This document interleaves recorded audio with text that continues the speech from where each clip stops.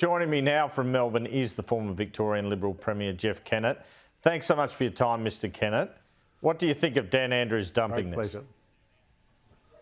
Well, I'm very disappointed for the athletes. I recognise his sudden urge to try and reduce his expenditure, but then I was disappointed because he's going to spend what he's already committed in those 4 regions which he promised to conduct the Commonwealth Games. But I think, Andrew, you're quite right.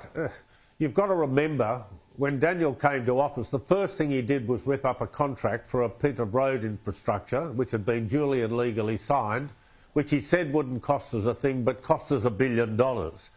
Now we have a situation, he's ripped up another contract, and the people of Victoria are entitled to know the details of the contract and what that might cost us. Not only cost us in terms of financial contribution, but it's certainly going to cost us in terms of reputation. Because once we borrowed the Grand Prix from Adelaide and staged it for the first time here in Victoria in 1996, we built a reputation as being the major events capital of Australia, both for sport and for arts. And since that time, that reputation has stood any test from anywhere else. Now that reputation has been tarnished. It hasn't been destroyed, but it has been tarnished. And so the Premier owes it to Victorians to tell us what the cost might be financially, how he's going to repair the reputational damage that has been done. And I think the other thing that's important that we've got to understand, and he should inform us, how is it that 12 months ago this project was only going to cost $2.5 billion, but as of yesterday it was going to cost $6 or $7 billion. Now, where is the evidence? Where is the reports he's got on which he based that decision? And if I can just finally, before I give you the opportunity to ask a question, there is another issue that hasn't been discussed. My understanding is the police force here in Victoria has told the government they could not provide the security in those 4 regional locations for the Commonwealth Games. There was no accommodation for them, we don't have enough police, and we couldn't move them on a daily basis from any other part of the state to those 4 locations. So from a security point of view, the police were totally stretched and it was beyond their capacity to provide the security required. How good is your sourcing on that? Because from what I saw, Daniel Andrews was questioned on that yesterday and denied that was the reason. Well, my source is very good, and he may deny it was the reason. I can assure you it was certainly one of the reasons, if not the major reason. And if I'm wrong and he's right, hang on, if I'm wrong and he's right, produce the costing that he based his decision on cancelling the Games. Provide the documentation that says the Games were going to cost $6 billion. A year ago, it was only 2.5. Today, it's 6 or maybe 7. Where's the evidence? Or is he just mouthing words? Well, it is incredible that he isn't providing that evidence or detailing at least how much has been spent so far, I think. But Neil Mitchell, the broadcaster, well, obviously well-known Victorian broadcaster, probably the best known, he's saying it should never have been taken on in the first place. So I take it from your comments on the Grand Prix, you disagree with that? No, I actually agree with that because I never thought it was going to work. Sadly, and I mean very sadly, because we held the Commonwealth Games here in Victoria in Melbourne very successfully in 2006. But the Games have lost a lot of their aura. The countries that mainly won medals were Australia, Canada, New Zealand and the UK. And all the rest won a handful of medals, but the element of genuine competition has been reduced. So the Games were shaky anyway. Putting them into regional Victoria made it almost impossible to deliver. He could have brought them back and staged them in Melbourne, where we have all the infrastructure, not only for sporting competition, but accommodation, restaurants, etc. People could walk to the grounds. He decided not to do that. So we now find ourselves in, as I say, we're around the country we are the laughing stock, sadly. Secondly, this is the first time in 9 years the Premier has said we are in financial trouble, deep financial trouble, and we're going to try and save a few $billion, whether it's 2 or whether it's 6 or whether it's 7.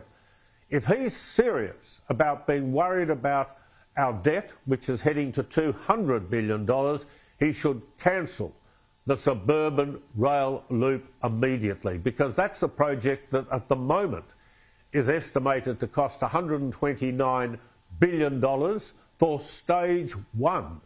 For stage 1 only. And if in fact the Commonwealth Games costs have gone from 2 to 7 in a year, then the Suburban Rail Authority and the loop, first stage only, will probably end up at $300 billion. We can't afford it. We are already the heaviest debted state in Australia. All right, now you were a controversial figure as Premier, but you built a lot of infrastructure. Oh, you sold come on, assets. please. You sold assets to do that. When you look at Dan Andrews, how do you compare your legacy to him?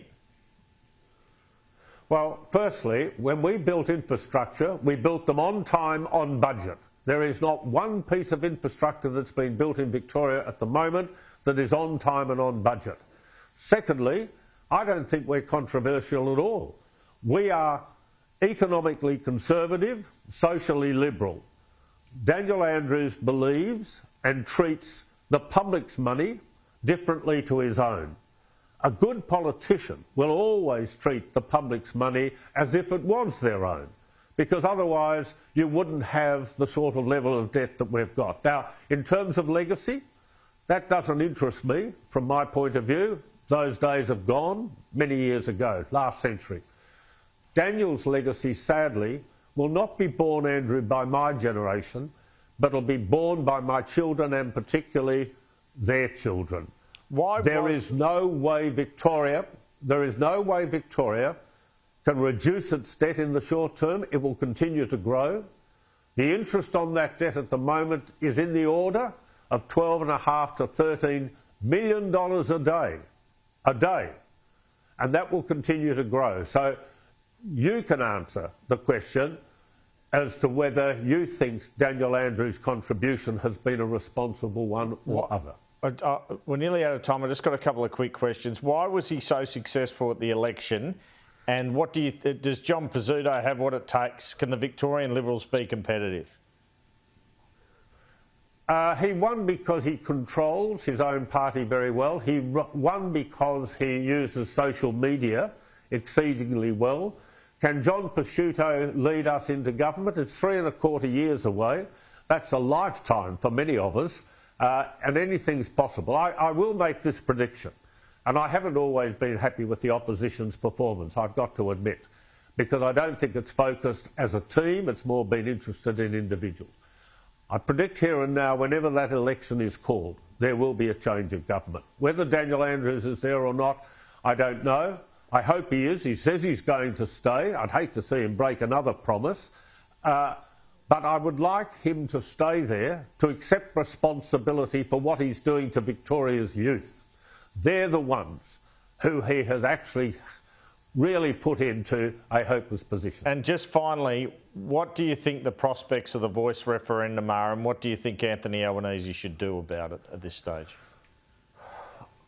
I like the Prime Minister personally. He's a Hawthorn supporter, so you can understand my natural attraction. I just wish he would understand that if it goes ahead the way it is constructed, it will lose, and that would be unfortunate. I have suggested publicly many, many times, break the single question into two. The first question should be that this Constitution recognise our Indigenous and Torres Strait Islanders as the first settlers on this continent and surrounding islands, and I think most of the public would support that. We owe the Indigenous community recognition. But the voice to Parliament should be a second question, and I think that will fail, as it must, because the Prime Minister's complaining about red herrings. There isn't a red herring out there at the moment because no one knows the detail.